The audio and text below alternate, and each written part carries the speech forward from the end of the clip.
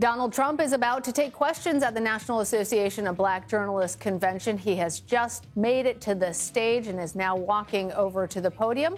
Let's listen to what he has to say. Mr. President, we so appreciate you giving us an hour of your time. I want to start by addressing the elephant in the room, sir. A lot of people did not think it was appropriate for you to be here today. You have pushed false claims about some of your rivals, from Nikki Haley to former President Barack Obama, saying that they were not born in the United States, which is not true. You have told 4 congresswomen of color who were American citizens to go back to where they came from. You have used words like animal and rabid to describe black district attorneys. You've attacked black journalists, calling them a loser, saying the questions that they ask are, quote, stupid and racist. You've had dinner with a white supremacist at your Mar-a-Lago resort. So my question, sir, now that you are asking black supporters to vote for you, why should black voters trust you after you have used language like that? Well, first of all, I don't think I've ever been asked a question in such a horrible manner. First question. You don't even say, hello, how are you? Are you with ABC? Because I think they're a fake news network, a terrible network. And I think it's disgraceful that I came here in good spirit. I love the black population of this country. I've done so much for the black population of this country, including employment, including opportunity zones with Senator Tim Scott of South Carolina, which is one of the greatest programs ever for black workers and black entrepreneurs. I've done so much, and, you know, and I say this, historically, black colleges and universities were out of money. They were stone cold broke, and I saved them, and I gave them long-term financing, and nobody else was doing it. I think it's a very rude introduction. I don't know exactly why you would do something like that. And let me go a step further. I was invited here, and I was told my opponent, whether it was Biden or Kamala, I was told my opponent was going to be here. It turned out my opponent isn't here. You invited me under false pretense. And then you said you can't do it with Zoom. Well, you know, where's Zoom? She's going to do it with Zoom, and she's not coming. And then you were half an hour late. Just so we understand, I have too much respect for you to be late. They couldn't get their equipment working or something was wrong. Mr. President, I would love if you can answer the question on your rhetoric and why you believe that black voters should trust you with another 4 years. I have been the best president for the black population since Abraham Lincoln. That's my answer. Better than President Johnson, who signed the Voting Rights Act? And for you to start off a question and answer period, especially when you're 35 minutes late because you couldn't get your equipment to work, in such a hostile manner, I think it's a disgrace. I really do. Let me just ask a follow-up, sir, and then we'll move on to other questions here. Some of your own supporters, including Republicans on Capitol Hill, have labeled Vice President Kamala Harris, who is the first black and Asian American woman to serve as vice president and be on a major party ticket, as a DEI hire. Is that acceptable language to you? And will you tell those Republicans and those supporters to stop it? How do you define DEI? Go ahead. How do you define diversity, equity, inclusion? Okay, yeah, go ahead. Is that what your definition? That is give me a definition then. Would you give me a definition DEI. of that? Give me a definition. Sir, of that. I'm asking you a question, no, a very direct question. Define it for me, if you would. I just defined it, sir. Do you believe that Vice President Kamala Harris is only on the ticket because she is a black woman? Well, I can say no. I think it's maybe a little bit different. So I've known her a long time indirectly, not directly very much, and she was always of Indian heritage, and she was only promoting Indian heritage. I didn't know she was black until a number of years ago when she happened to turn black, and now she wants to be known as black. So I don't know, is she Indian or is she black? She is always identified as a black woman. She went to a historically black college. I respect either one, but she obviously doesn't, because she was Indian all the way, and then all of a sudden she made a turn, and she became a black person. Just to be clear, sir, do you believe that I think somebody should look into that, too, when you continue in a very hostile, nasty tone. It's a direct question, sir. Do you believe that Vice President Kamala Harris is a DEI hire, as some Republicans have said? I mean, I really don't know. Could be. There are some, and there are plenty. I know this lady right over there, Harris, is a fantastic person who just interviewed me at length. And we had a great interview, I think, and I heard you got very good ratings on that. Well, interview. you told me it was the longest one of your life, so we had a good discussion. Look, I want to talk about why you're here today. I mean, it is not lost on us how divided we are as a country. And as you were coming today, we really got to see that we were divided along the lines of race, along the lines of gender. And there is this question of, in this moment where we are, why come here? What is your message today? My message is to stop people from invading our country that are taking, frankly, a lot of problems with it. But one of the big problems, and a lot of the journalists in this room I know and I have great respect for, a lot of the journalists in this room are black. I will tell you that coming from the border are millions and millions of people that happen to be taking black jobs. You had the best. What exactly is a black job, sir? A black job is anybody that has a job. That's what it is. Anybody that has a job. All right. And Mr. President, they're taking the employment away from black people. They're coming in, they're invading. It's an invasion of millions of people, probably 15, 16, 17 million people. I have a feeling it's much more than that. And everybody's been seeing what's happened. The first group of people, the black population, is affected most by that. And Kamala is allowing it to happen. She's the border czar. She's the worst border czar in the history of the world. There's never been a border czar like this. She's never even essentially been. She said she was there once, but not the right part of the border.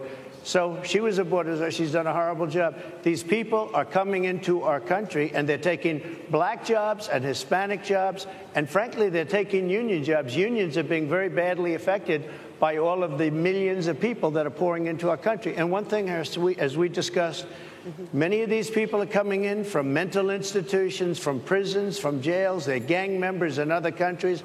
Other countries are setting loose their prisoners. They're opening up their prisons and their mental institutions, and they're taking their bad people, drug dealers, gang members, and they're bringing them into the United States. And by the way, their crime rate is going down, and our crime rate is going to be a disaster. Mr. President, I want to get into how you address some of the issues with black communities. And I say that plural because we live in communities of color that are different. We're not all the same. We don't vote the same. We don't think the same. It's not monolithic.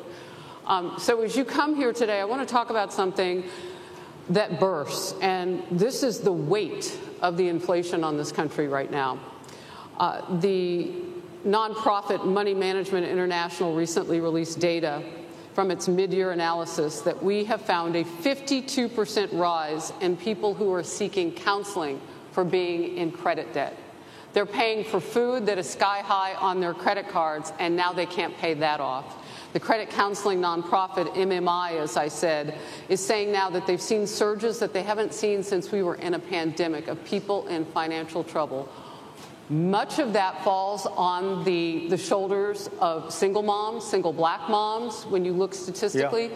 How do you turn it around? What's your plan for the black community when it comes to money? So, first of all, it's very hard to hear you for whatever reason because of the fact that they have bad equipment, because I guess, this woman was unable to get the right equipment. But it's very hard for me to hear you, but I can hear every other word. It's very difficult, actually. But so I don't know if they can fix it or do something with it, but I'll do the best I can with it. The inflation is absolutely destroying our middle class, our working class, virtually every class. Inflation is a disaster in our country. Inflation is a country buster. It breaks every country. And we had, in my opinion, the worst inflation we've had. They say it's 58 years, but I think it's much more than that. It's been devastating. And if you just take a look at a lot of things they don't include, like interest rates. Interest rates went from 2.4% to 10%, and you can't get the money. People can't buy houses. They no longer have the American dream. Young people, young black people, they don't have the American dream anymore. They can't buy a house. They can't borrow the money because of the cost of the money. They can't buy it because of the cost of housing, because of the cost to build it, because of inflation. Inflation is a disaster, and it's destroying our country. And it's destroying the black community probably as much or more than any. What's your plan? You know what we have to do? We have to bring down the cost of energy, and that's going to bring down the cost of inflation. This was all started with a bad energy policy by Joe Biden. By the way, just if I might, I was running against a man named Biden. You probably saw that. And he was losing very badly in the polls. And then he had a rather bad debate. I would say it was a bad debate. I would say it was one of the worst debates in history. And his poll numbers crashed.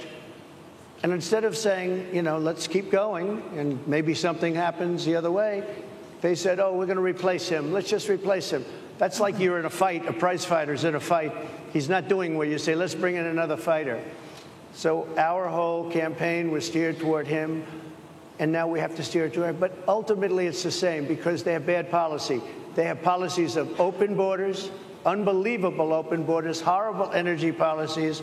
They want to get rid of, as you say, gasoline in cars. They want to get rid of oil. They want to get rid of efficient heating. Mr. President. Environmentally, what they're doing is killing our country. They're absolutely destroying our country. But the inflation is the thing that's hurting the black worker, the black population, and every other population within our country. Inflation is the worst it's been, I think, in over 100 years. And they'll fact check it. They'll say it's only 58. Whatever it may be, they don't add all the numbers. They don't add the really bad numbers, and you can check that too. But inflation, Harris, is absolutely destroying this country and the people in our country. Yes, Mr. ma'am. President, can I ask you another question Yes, that is also impacting black Americans? And that's very clear now. Good. I'm sorry? It's very clear. I hear you. Okay. So Sonia Massey, someone from Illinois, an unarmed black woman, was shot the other day in her home by a deputy sheriff. The deputy has since been charged with murder. You've said police would get immunity from prosecution if you win. Why should someone like that officer have immunity, in your opinion? Immunity? Immunity. I don't know the exact case, but I saw something, and it didn't look good to me. It didn't look good to me. Are you talking with the water, right? Yeah, well, police unions are not backing this person either. Okay. But again, why would... Are they going to be charging the officer? I guess they're charging the officer. So why should he receive immunity? Well, he might not. I mean, it depends. It depends on what happens. I'm talking about people that are much different cases than that. We need people to protect ourselves. And by the way, in Chicago, as an example, a few weeks ago, July 4th weekend, they had 117 shootings and 17 deaths. Nobody wants that. Nobody wants that. We need to have our police officers have the respect and dignity back. In this particular case, I saw something that didn't look good to me. I didn't like it. I didn't like it at all. So can you get a little more specific back to the immunity question? Who would make those distinctions? Well, right now, for the most part, people are protected by their unions, by their police unions, or by their police departments.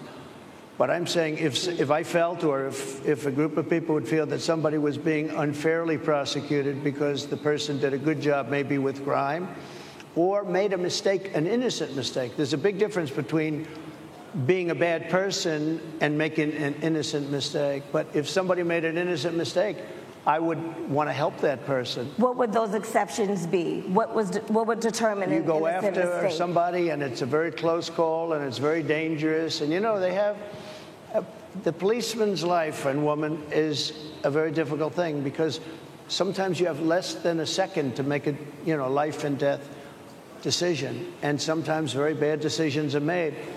They're not made from an evil standpoint, but they're made from the standpoint of they made a mistake.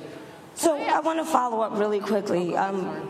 You know, I find it interesting because you do talk about reining in prosecutors, especially when it comes to prosecutors that are prosecuting you. Why doesn't that skepticism apply to law enforcement? Well, I've been prosecuted because I'm a political opponent of two people that have weaponized our justice system.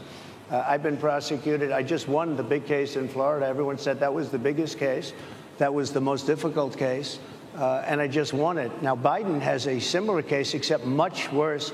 I was protected under the Presidential Records Act. Biden wasn't, because he wasn't president at the time. And he had 50 years worth of documents. And they ruled that he was incompetent, and therefore he shouldn't stand trial. And I said, isn't that something? He's incompetent, and he can't stand trial. And yet, He can be president. Isn't that nice? Mr. President, but they released him on the basis that he was incompetent. They said he had no memory, and he was a nice old guy, but he had no memory, and therefore we're not going to prosecute him. I won the case, and it got very little publicity. I didn't notice ABC doing any publicity on it, George. We cover you extensively, sir. I'd love to move over on to different topics. I didn't notice you do any publicity on it at all. I won the case, the biggest case. This is an attack on a political opponent. I have another one where sir, I have a hostile judge. We have you for a limited time, sir. I'd love to move on to different topics. Excuse you. You're the one that held me up for 35 minutes, just so you understand. If we can move on now to the state of the race, sir, I want to get back to the campaign. Senator J.D. Vance is your running mate. He's had a lot of controversy lately, and I want to read you a few things that he has said in the past.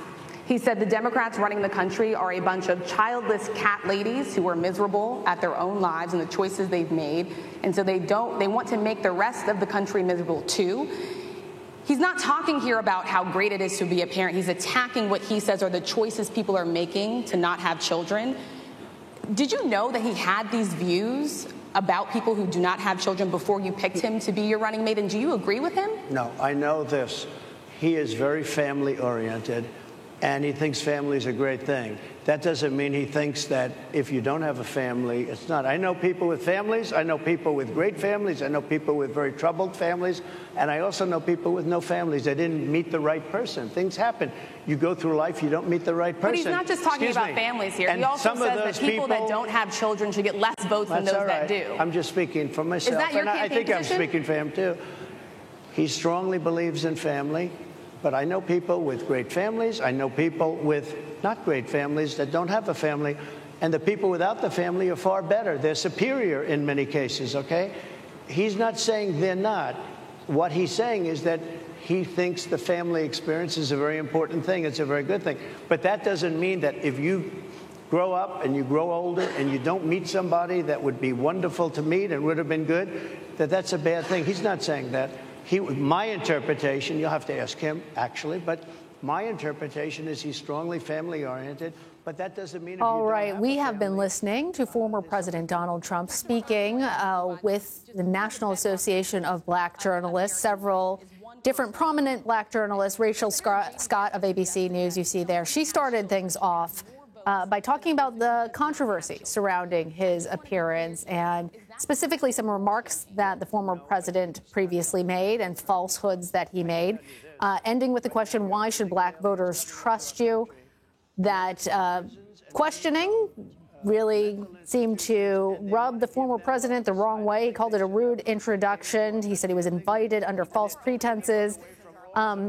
And actually came after Rachel for problems with the equipment that made everything run late. He called her hostile and a disgrace. He also made some comments about the vice president, Kamala Harris, who he is running against in this general election, and some comments that were certainly met with some boos and in some cases some surprise from the black journalists in attendance, saying that Kamala Harris, who is both of Asian and black descent, became a black person, in his words, and that someone should look into it. He claims that she had previously identified as an Indian American. Obviously, there are many Americans who have multiple heritages and identities. We also heard from Harris Faulkner of Fox News, who asked questions trying to get things maybe into a more substantive policy discussion about inflation and his message for the assembled team. In that case, that also elicited some negative responses from the audience. He said he wanted to stop people from invading our country and taking black jobs, to which Scott asked specifically, what are black jobs? The former president saying any jobs. We're going to continue to listen to all of this. We will bring you any headlines. We're going